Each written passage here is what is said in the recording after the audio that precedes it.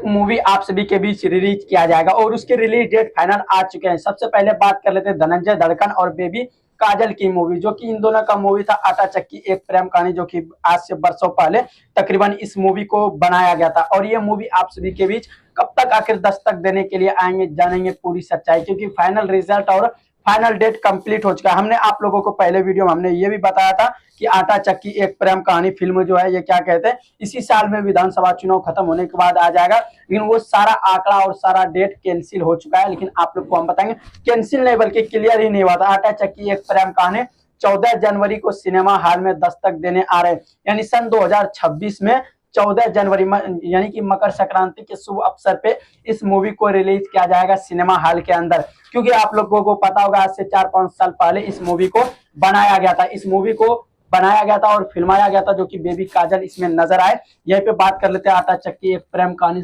मकर संक्रांति के शुभ अवसर, यानी उसे तिल संक्रांत बोलते हैं भोजपुरी भाषा में, और मकर संक्रांति के शुभ अवसर यानी कि 14 जनवरी को इसको रिलीज किया जाएगा। और इसको काफी अच्छे बजट पे इसको बनाया गया और ये मूवी बहुत ही जल्द आप सभी के बीच दस्तक देने के लिए आएंगे।